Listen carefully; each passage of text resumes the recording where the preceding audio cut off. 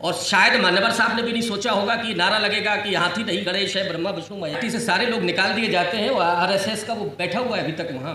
मुझे कहने में कोई संकोच नहीं, मैं लखनऊ में यहीं बैठा हूँ। वो क्यों नहीं निकला आज तक? सारी पार्टी भीतर से खोखली हो गई, रोज डराया जाता है उनको, मुझे मालूम है। अकेले में बात करके हम बता देंगे काहे काहे से डर लगता है, क्या क्या गुमराह किया गया। एक भी गमला नहीं है उनके घर में, क्यों नहीं है? तो जब तक आप अपनी समीक्षा नहीं करेंगे, मैं कह रहा हूं कि ये समाज अभी भी बैठा है और किसी ईडी फीडी की औकात नहीं है। मैं तो बराबर कहता हूं, और जिन लोगों ने सुना होगा मुझे, मैं कहता हूं कि 2 इंस्पेक्टर भेज करके तो दिखा दो उस दरवाजे पर, और फिर देख लो क्या तमाशा होता है। ये किसी मोदी और शाह की औकात नहीं है जो बहन जी को डरा करके दिखा दे।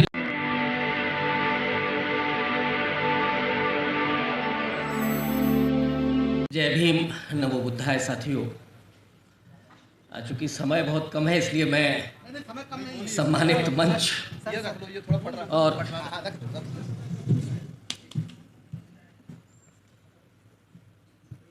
हमारे आदरणीय सम्मानित मंच और साथियों, मान्यवर साहब पर बात करना 10-15 मिनट में ठीक वैसे ही है जैसे हजारों सालों की वेदना को 10 मिनट में कहना। ये हमारी अपनी पीड़ा है, और जितने लोगों को अभी हमने सुना और जो हमारी बातचीत हुई उससे बहुत सारे पुराने प्रसंग रिकॉल हो रहे थे।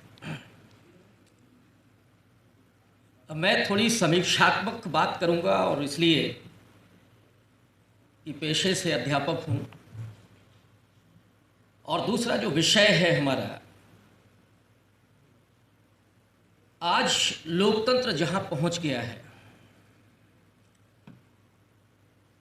लोकतंत्र को तो मोदी जी ने वनतारा में तब्दील कर दिया है, जो अंबानी और अडानी की बपोती है, और हम बाहर बैठ करके उस चिड़ियाघर को देख रहे हैं। लेकिन डेमोक्रेसी को जिस व्यक्ति ने वाइब्रेंट बनाया उसका नाम मान्यवर कांशीराम है, जो इस देश के बाबा साहब अंबेडकर के बाद आधुनिक भारत में, मैं उन महापुरुषों को कतई भूल नहीं रहा हूं, तो आधुनिक भारत में दूसरा बहुजन नायक बाबा साहब के बाद जिस व्यक्ति ने समाज को सिर्फ पढ़ा ही नहीं बल्कि समाज के भीतर वो चेतना पैदा की कि उसे कैसे संगठित होना है और कैसे बाबा साहब के मिशन तक पहुंचना है, वो कांशीराम जी, जो पंजाब से निकल करके पूना पहुंचते हैं। वो पूना जो ज्योतिबा फूले साहब, सावित्रीबाई उनकी अपनी कर्मभूमि है, और वहीं पर जो घटनाक्रम हुआ वो उस सबसे आप वाकिफ हैं। वहां से जो कांशीराम जी ने बाबा साहब को पढ़ना शुरू किया, और जो उन्होंने सोचा है, तो हमें जो मान्यवर साहब से सीखना है कि पहला जो उन्होंने संकल्प किया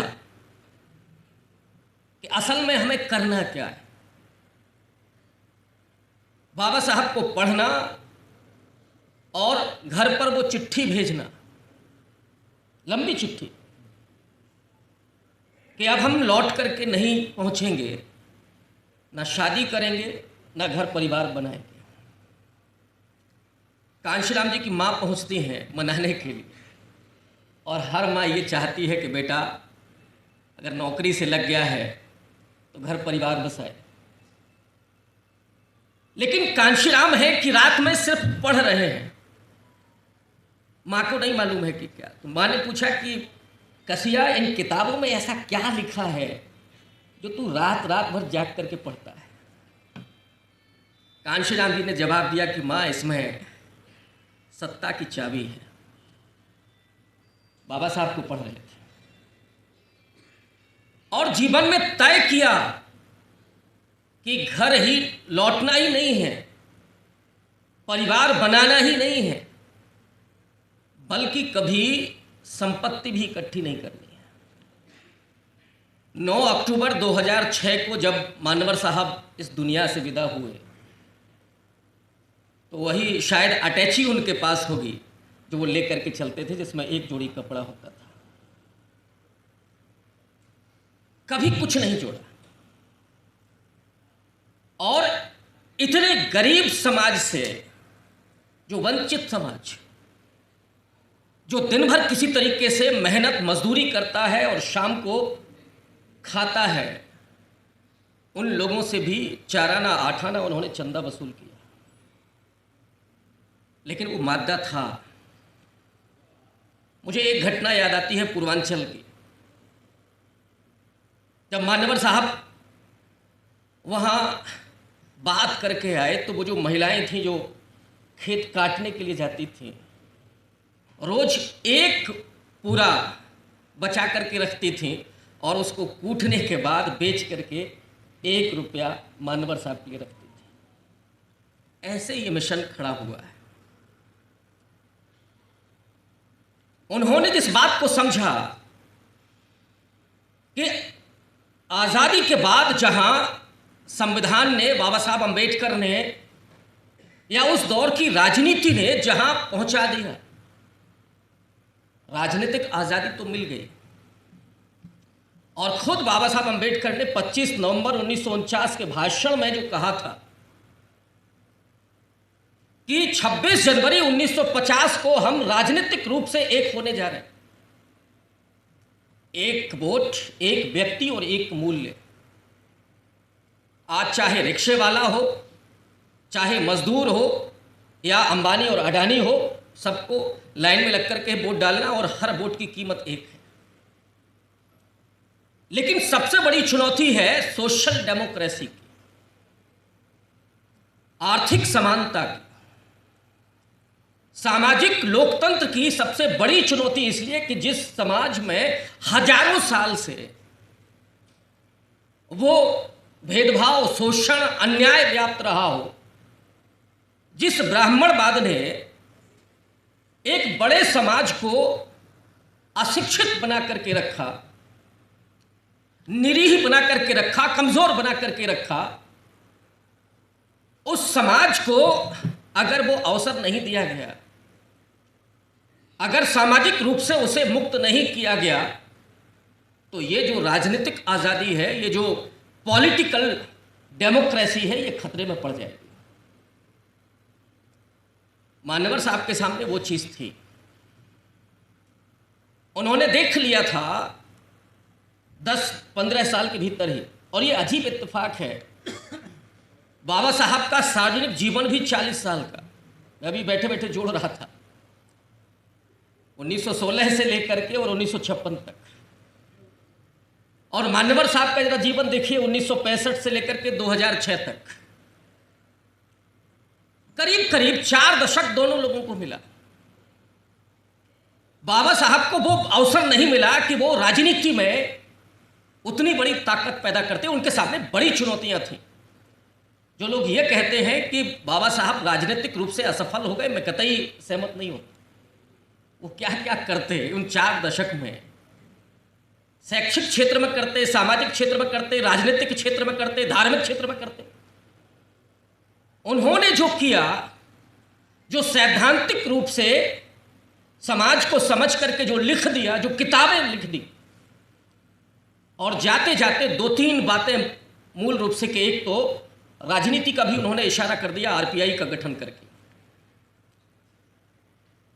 धर्मांतरण करके भी उन्होंने समाज की दिशा को तय कर दिया कि कहां जाना है, कहां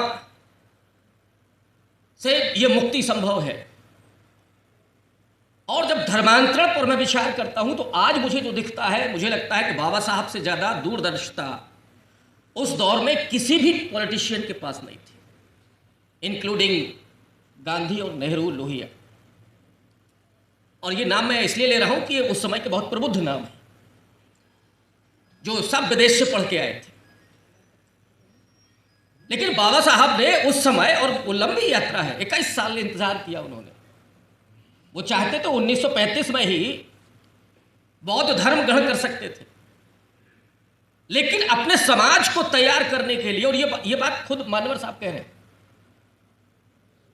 21 साल तक उन्होंने समाज को तैयार किया उसके लिए, हकीकत दिखाई। और जब धर्मांतरण किया तो उससे भी आप लोग वाकिफ हैं, जब सब पढ़े लिखे लोग हैं।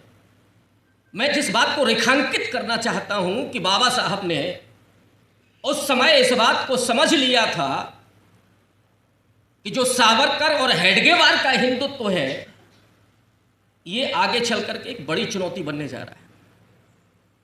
बहुत सारी थ्योरी है कि बाबा साहब ने क्यों बौद्ध धर्म ग्रहण किया, वो भी आप सबको पता होगी। लेकिन जब आप प्रतिक्रांति किताब पढ़ते हैं तो बाबा साहब बहुत स्पष्ट रूप से लिखते हैं कि इस देश में क्रांति और प्रतिक्रांति का एक इतिहास रहा है। हिंदुज्म और बुद्धिज्म के बीच एक संघर्ष रहा है, और बाबा साहब ने ये महसूस कर लिया था कि आगे चल करके ये जो अभी हिंदुत्व है ये बड़ी ताकत बनेगा, और उसके सामने अगर कोई डट करके खड़ा होगा तो ये बुद्धिज्म खड़ा होगा। और आज ये डंके की चोट पर कहने की जरूरत है कि अगर आज के संघी हिंदुत्व का कोई मुकाबला कर रहा है तो वो सिर्फ अंबेडकर बात कर रहा है। और मान्यवर साहब ने जो नारे दिए, आज इस देश में भले ही वो दुनिया की दूसरी सबसे बड़ी आर्थिक ताकत बन गया हो, या वो प्रधानमंत्री बन गया हो, लेकिन उसकी भी हिम्मत नहीं होती है कि बाबा साहब का नाम लेकर के कभी कोई मिसबिहेव कर दे। किया था ना अभी कुछ दिनों पहले मान्यवर साहब ने जो नारा दिया जय भीम के सामने, हालत खराब होती है उस नारे की जो मस्जिदों के सामने लगाए जा रहे हैं। कभी हमारे सामने लगा करके दिखा दो तो औकात समझ में आ जाए। ये नारा वो ताकत देता है जो मान्यवर साहब दे करके गए थे। आज अगर किसी रंग के सामने ये डरते हैं तो ये है, सारे रंग हल्के हैं इसके सामने, और ये समानता का रंग है, और इनको समानता से ही सबसे ज्यादा दिक्कत है। तो मान्यवर साहब ने बाबा साहब को जो पढ़ा उसको सामाजिक धरातल पर अप्लाई किया, और उन्होंने कहा भी बहुत हल्के अंदाज में कि बाबा साहब ने तो किताबें इकट्ठी की, मैंने समाज को इकट्ठा किया। और समाज को कैसे इकट्ठा किया? निकले कांशीराम जी, पहले समझा समाज को, और आप तमाम लोग उनके साथ रहे हैं, इसलिए आप लोगों के सामने मैं बहुत छोटा हूं और जो बात कर रहा हूं। समाज को उन्होंने कैसे समझा, और इस देश में आज़ादी के बाद अगर कोई समाज का असली कोई चितेरा पैदा हुआ है तो वो मान्यवर कांशीराम जी। और आपको आश्चर्य होगा, या बहुत सारे लोग तो समझते होंगे कि आज जो भारतीय जनता पार्टी और आरएसएस का खेल है वो समूचा मान्यवर साहब के फॉर्मूले पर चल रहा है। हम भूल गए, हमने छोड़ दिया, लेकिन उन्होंने पकड़ लिया। तो कैसे लोगों को उस राजनीतिक लोकतंत्र की ताकत का एहसास कराया जाए? और होता ये था कि वोट बिकता था, वोट लुटता था। बाबा साहब ने तो कह दिया था कि अब हमने रानियों की नसबंदी कर दी है, और राजा तो मतपेटी से पैदा होगा, रानी के पेट से पैदा नहीं होगा। लेकिन ये देश तो सामंती है, तो वोटों को लूटा भी जा रहा था और उनको खरीदा भी जा रहा था।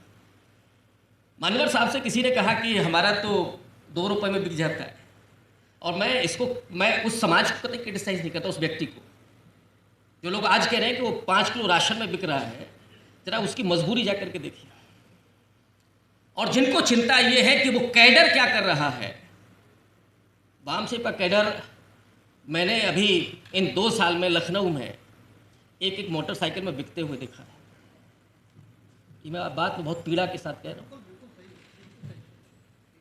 जो अभी आपने कहा था ना कि काम करवाने वाला भी चाहिए,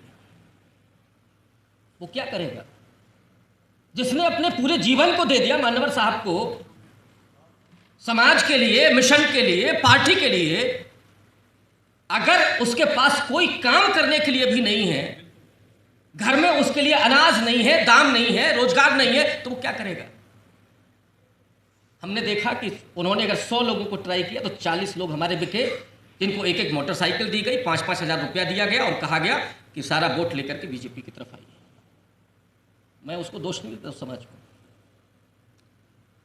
मान्यवर साहब उस चीज को पकड़ते थे कि कैसे डेमोक्रेटिक ताकत का एहसास कराना है।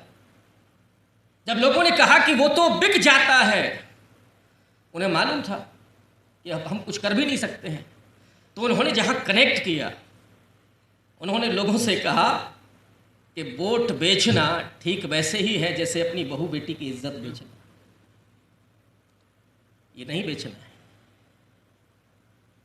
और उनका जो नारा था कि पहले मतदान फिर जलपान, इस देश की एकमात्र पार्टी थी, एकमात्र संगठन था जिसके इतने कहने पर दिन भर भूखे प्यासे लोग काम करते थे। कोई और पार्टी हो तो बताइए, आज की भी नहीं है। ये जो झंडे डंडे लेकर के घूमते हैं, इनको भी बहुत मोटी रकम मिलती है। लेकिन ये सवाल तब खड़ा होता है जब लखनऊ की यूनियन बैंक में बीएसपी के खाते में 104 करोड़ रुपया होता है और हमारा कैडर एक मोटरसाइकिल में बिक जाता है। तब ये सवाल खड़ा होता है। समझना पड़ेगा उस चीज को कि मान्यवर साहब का जो मिशन था, जो संघर्ष था, जो सपना था, वो क्यों टूट गया, क्यों बिखर गया। और डेमोक्रेसी जो वो लेकर के आए थे, उन्होंने सबसे पहले SC ST OBC माइनॉरिटी का कर्मचारियों का संगठन बनाया। जो लोग कहते हैं इतने सारे संगठन बन रहे हैं, संगठन ढेर सारे बनना ये समाज की कमजोरी है। होना तो ये चाहिए कि हम संगठित रूप से एक जगह हों, लेकिन जब समाज दिशाहीन होने लगे तो वो क्या करेगा? ऐसे ही संगठन बना करके खड़ा करेगा। उसे कोई मानवकांक्षी राम नहीं मिल रहा, वो तो तलाश में है। और मैं पूरी शिद्दत के साथ ये कह रहा हूं कि इस देश का बहुजन समाज तो मैं थोड़ा ज्यादा कह रहा हूं, लेकिन दलित समाज आज भी वहीं पर खड़ा हुआ है। बस वो देख रहा है कि कब आप कहो कि हम हैं। समाज का दोष नहीं, आज भी वहीं देख रहा है। जरूरत उस बात की है कि उसके एस्पिरेशन को समझा जाए। मान्यवर साहब के सामने जो डेमोक्रेसी थी, उसमें एक तरफ अपर कास्ट है, राजे महाराजे हैं, जमींदार हैं, सामंत हैं, उनकी राजनीति चल रही। PM CM साहब वहीं से। मान्यवर साहब ने कहा कि वोट से लेंगे PM CM और आरक्षण से लेंगे SPDM लेंगे। ये हमारा अधिकार है। उस अधिकार से लोगों को जगाना, उसको चेतना संपन्न बनाना, ये एहसास कराना, वो उन्होंने काम किया कि ये जो हाशिए का समाज है, डेमोक्रेसी तो असल में जो हमारे वक्ता ने कहा था कि वो दलितों, पिछड़ों, गरीबों के लिए होती है, वो धन्ना सेठों के लिए थोड़ी। इस देश में डेमोक्रेसी को जितना मजबूत किया है वो इस देश के सबसे गरीब तबके ने किया, और इत्तेफाक से हम सबसे गरीब। आज मुस्लिम की वो हालत है। सबसे ज्यादा जो डेमोक्रेसी को प्रेम करता है, जिसके लिए वो काम करता है, वो यही गरीब वंचित तबका है, हाशिए पर खड़ा हुआ दलित बहुजन तबका है। लेकिन आज जो स्थिति है, मान्यवर साहब का जो कारवां जो उन्होंने किया, समाज को संगठित किया और स्टेप बाय स्टेप चले। सबसे पहले वो पार्टी पर नहीं आते, जो सरकारी कर्मचारी थे, जो जानते थे कि ये सबसे बड़ी ताकत हमारी हो सकती है। बाबा साहब ने थोड़ा चिंतित थे, कई बार गुस्सा भी हो जाते थे, और एक नौजवान से कहा भी था उन्होंने, जो IAS हुआ, बाबा साहब ने बुलाया तो उसको लगा कि शायद चंदे के लिए बुलाया होगा। बाबा साहब के आवास पे आया, इतना बड़ा विषय है और इसको कंक्लूड कर इसलिए मैंने आपसे कहता 10-15 मिनट हो तो मैं जल्दी खत्म कर। तो वो नौजवान आता है, बाबा साहब ने पूछा कि गांव जाते हो? हाँ, कभी कभी बाबा साहब ने कहा जाया करो, ज़्यादा जाया करो। वो फिर अपना अखबार पढ़ने लगे, तो उसने सोचा कि कुछ अभी और कहेंगे। कहा कि बाबा साहब कुछ और नहीं कहा, तुम जाओ, मैंने तुम्हें इसलिए बुलाया कि जब तुम आईएएस हो और अपने गांव जाओगे, गाड़ी से जाओगे, नीली बत्ती से जाओगे, तो जो पानी से कपड़े धुलने वाली माँ होगी वो तुम्हारे भीतर देखेगी कि मेरा बच्चा भी डीएम बन सकता है। जो किसान देखेगा कि हमारा बच्चा भी डीएम कलेक्टर हो सकता है। ये मन जो बाबा साहब चाहते थे उसको हकीकत में तब्दील किया जमीन पर मानवर साहब ने। और उन समाजों को, उसमें दलित भी था, पिछड़ा भी था, माइनॉरिटी भी था, और 1585 की बात कर रहे थे, डंके की चोट पर कर रहे थे, निडर होकर के कर रहे थे। और वो नारा भी लगा था जो आज लगा दिया जाए तो शायद एफआईआर हो जाए। तब नारा लग रहा था। वो ताकत कौन सी थी? वो ताकत थी समाज की, वो ताकत थी लीडर की। और इसका एहसास उन्होंने एक बार नहीं कई बार कराया। कभी परवाह नहीं की कि मीडिया वाले क्या लिखेंगे, अखबार वाला हमको छाप रहा है कि नहीं छाप रहा है, इंटरव्यू हमारा लेगा कि नहीं लेगा। जब समाज की ताकत होती है तो फिर कोई मीडिया की जरूरत नहीं। और जो आप लोग करते रहे हैं जीवन में कि जाना, लोगों से मिलना, बाबा साहब के विचारों को पहुंचाना वहां तक, फिर किसी मीडिया की जरूरत नहीं है। फिर कोई 5 किलो राशन में बिकने वाला नहीं है अगर आप वहां तक पहुंचा रहे हैं बात को। वो बाप मानवर साहब जहां से खत्म करते हैं अपनी पारी, जहां उनकी जीवन यात्रा खत्म होती है, उसके अगले साल बीएसपी को पूर्ण बहुमत की सरकार बनाने का मौका मिला। और जिस हाथी की बात हो रही थी, ये बाबा साहब अमेरिका से सोच करके लाए थे। ये जो हाथी चुनाव निशान था वो दरअसल रिपब्लिकन पार्टी का चुनाव निशान था, अब्राहम लिंकन की पार्टी का चुनाव निशान था, जिसने गुलामी को खत्म किया था। उससे बाबा साहब ने आरपीआई महाराष्ट्र में जब गठन किया तो उसको बनाया, और मान्यवर साहब वो लेकर के आए थे। और शायद मान्यवर साहब ने भी नहीं सोचा होगा कि नारा लगेगा कि हाथी नहीं गणेश है, ब्रह्मा विष्णु महेश है। ये उन्होंने नहीं सोचा होगा। पार्टी से सारे लोग निकाल दिए जाते हैं, वो आरएसएस का वो बैठा हुआ है अभी तक वहां। मुझे कहने में कोई संकोच नहीं, मैं लखनऊ में यही बैठा हूं। वो क्यों नहीं निकला आज तक? सारी पार्टी भीतर से खोखली हो गई। रोज डराया जाता है उनको, मुझे मालूम है। और ये सार्वजनिक मंच है, अगर कहिए तो अकेले में बात करके हम बता देंगे काहे काहे से डर लगता है, क्या क्या गुमराह किया गया। एक भी गमला नहीं है उनके घर में, क्यों नहीं है? तो जब तक आप अपनी समीक्षा नहीं करेंगे, मैं कह रहा हूं कि ये समाज अभी भी बैठा है और किसी ईडी फीडी की औकात नहीं है। मैं तो बराबर कहता हूं, और जिन लोगों ने सुना होगा मुझे, मैं कहता हूं कि 2 इंस्पेक्टर भेज करके तो दिखा दो उस दरवाजे पर, और फिर देख लो क्या तमाशा होता है। ये किसी मोदी और शाह की औकात नहीं है जो बहन जी को डरा करके दिखा दे, लेकिन वो एक बैठा हुआ है। वो समाज की ताकत को शायद नहीं महसूस कर रही है। और दूसरा, मैं खत्म करता हूं, जो सबसे ज्यादा महत्वपूर्ण बात,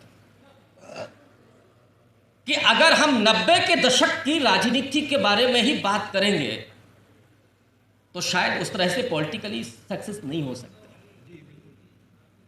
राजनीति 2025 में आ गई, और जिसका फायदा उठाया और मान्यवर साहब के फॉर्मूले को लिया पूरे तरीके से। डेमोक्रेसी का जो पावर स्ट्रक्चर है वो ऊपर से नीचे की तरफ जाता है समय के साथ। जो सामाजिक न्याय की राजनीति शुरू हुई थी 90 के दशक में, उस सामाजिक न्याय की राजनीति ने अपने अपने मठ बना लिए। उन्होंने उस पावर को नीचे फ्लो नहीं होने दिया। तो वो तमाम जातियां, अब हम ये कहें कि नहीं साहब हम तो दलित ही हैं, दलितों में भी ढेर सारी जातियां, और वो जातियां जिन्होंने अभी तक पॉलिटिकली वो महत्ता नहीं महसूस की थी। संघर्ष तो मानवर साहब के साथ कुछ कर रहे थे, वो बेचारे संघर्ष करने की स्थिति में भी नहीं थे, वहां तक वो कारवा पहुंचा ही नहीं था। मानवर साहब को जहां तक पहुंचना था वहां तक उन्होंने पहुंचाया। लेकिन अगर मैं उत्तर प्रदेश के संदर्भ में कहूं तो 56 जातियां हैं एससी की, 6 जातियां आपको दिखती हैं, 50 जातियां जो हैं उनको वो पावर का एहसास ही नहीं कराया गया। वो पावर का एहसास किसने कराया?